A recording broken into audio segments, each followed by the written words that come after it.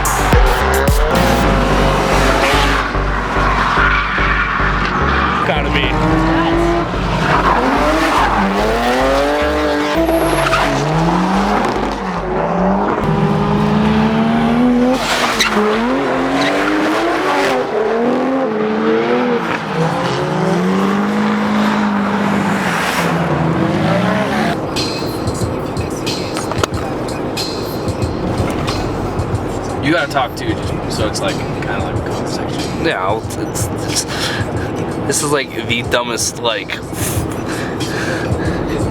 shitbox 240. Anyways, It's not a shitbox. You ran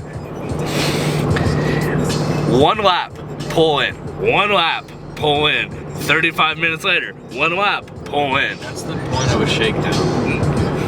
A shakedown is to get more than 1 lap. Alright. Do that one time. Alright, anyway, so so what happened today?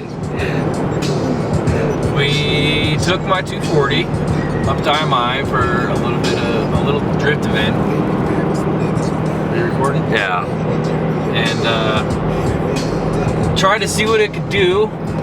I guess the first time we took it out, what happened to it? We blew an intercooler pipe. Yeah, you blew the charge pipe off 5 times? Yeah, so yeah, we took it out 5 times, did 1 lap each time, blew off the intercooler pipe. So then we kind of like half-ass made The knurling, or not the knurling. what's that called? Like a bead around it to hold it on, because whoever made the intercooler pipe didn't do that. So then after that, after we got that to quit happening, the radiator cap got loose. I guess the reservoir cap? Yeah, the reservoir cap, the part where it clamps onto got bent, so it was not sealing correctly all the way, so I bent those back and got it to seal good. Then the valve cover started leaking hardcore because there's only 4 bolts in the entire valve cover, and it's SR20, so there's like 10 of them at least. Kind of somewhat fixed that. Then the cam angle sensor has a block off plate because it's on Mega Squirt. Yeah. So that's where you're leaking oil. Yeah, from there I was leaking oil pretty bad. So I somewhat kind of fixed that with a lot of RTV, which is not the way to do it, but that's the only way I can do it at the track. So I got to figure out how to make a different plate for it or something like that. Then the injectors started leaking. I don't know why, but it seems like the O-rings are bad, and the bolts that hold down the fuel rail aren't long enough. So it's all jacked up. So I just gave up for the day. I did 6 or 7 laps, I think. I don't know. I mean, it did rip on the little test pulls we did, then the... Well, yeah, once I got like it to one drift you actually could do. Once I connected the whole course one time, to get it to like run solid 1 lap, it ripped. And it was fun. I just got to get used to the WiseFab. I'm not too big of a fan of it, actually. It feels completely different than my E36 single kit. So I might get a GK Tech or a FDF, where it's pretty good. So I might get one of those. So yeah, wasted a bunch of time and money today. Did you though? Yeah. Yeah. I mean, not really. I put $80 worth of fuel on this. Oh, yeah. I mean, I still got 3/4 of tank, so That's good. Yep. oh well. We're just on our way home.